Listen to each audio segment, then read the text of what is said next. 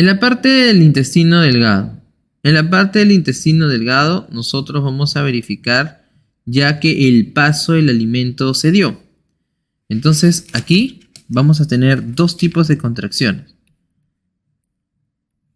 Una contracción de mezcla y una contracción de propulsión. ¿Ok? De mezcla y de propulsión. Cuando esta llegue, vamos a reconocer de que se va a generar el pasaje de todo esto, que tiene que avanzar. Y en ese sentido van a entender de que hubieron algunos elementos que todavía no se habían dado.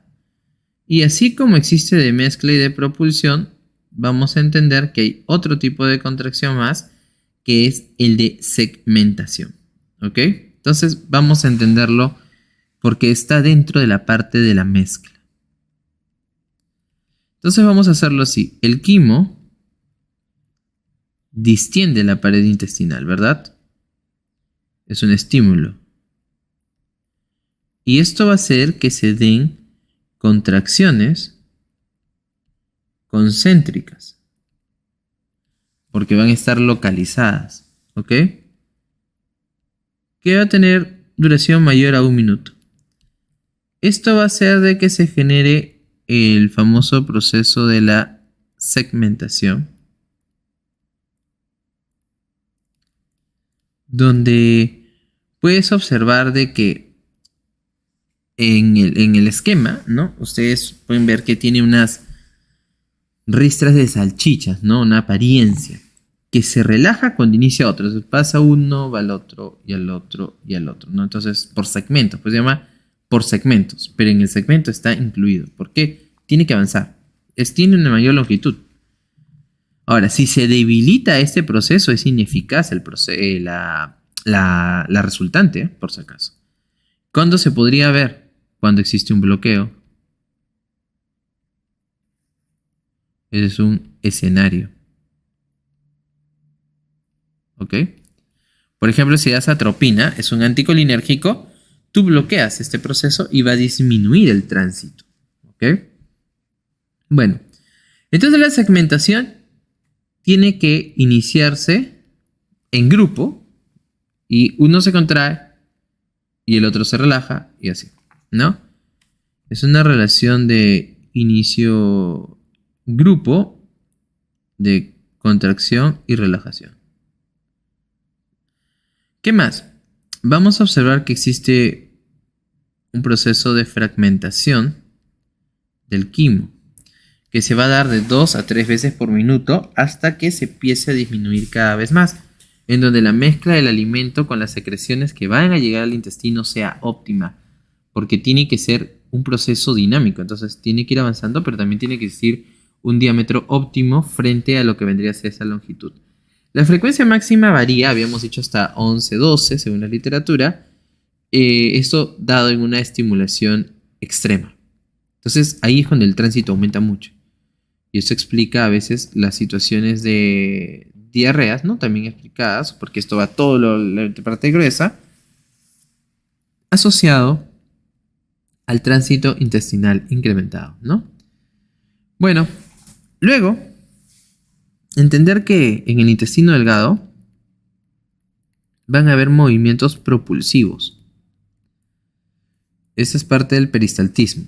Si bien es cierto, tienen que empujar al quimo, están a favor de la gravedad, entonces va a caer, pero por ciertas regiones tiene que ascender. Entonces, para que esto se dé de manera correcta hacia la dirección anal, existe una velocidad que se va a ir regulando y que va a ir desapareciendo y apareciendo, como les dije, por esas especies de salchichas que va a tener. Y va a tener una velocidad que al final, en promedio, se va hacia adelante en el quimo, que está asociado a 1 centímetro por minuto. ¿Ok? Luego de 3 a 5 horas, que es el tiempo que se va a poder observar, vamos a observar que es el tiempo que se verifica para que el quimo llegue desde el píloro a la válvula ileocecal. Miren cuánto tiempo ha tenido que pasar. Porque justamente estamos viendo el referente teórico de cuánto se está moviendo. Entonces, cuando después de estrés, estos son datos teóricos estimados y estudiados, ¿no? Después de 3-5 horas, el quimo desde el píloro llega a la válvula ileocecal, vamos a observar que aquí la actividad va a aumentar después de una comida. ¿Por qué? Porque se hace una nueva respuesta mecánica. Entonces, en ese sentido, ¿qué van a entender?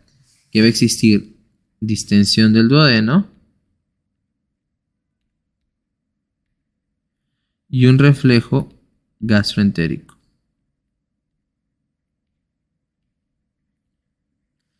Todo esto, al final, ¿en qué contribuye? En que la distensión del estómago conducido por el plexo mientérico hacia el intestino delgado ayude a que justamente pueda darse un proceso de digestión y absorción adecuada, ¿no? ¿Qué hormonas vamos a jugar aquí? Las hormonas. Las que estimulan gastrina, colecistoquinina,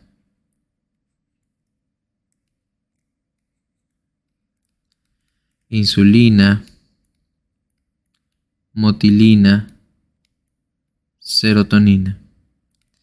Y las que inhiben que son el glucagón y la secretina. Y la función de estas ondas peristálticas al final del intestino delgado no solamente va a favorecer en que se pueda dar la progresión del quimo hacia la válvula ileocecal, sino que también se puede extender por toda la superficie de la mucosa intestinal. Entonces, de esa manera se va a hacer un proceso mucho más dinámico, ¿no? Y directo. Dinámico y directo. ¿Por qué? Porque va a tener un régimen de movilización.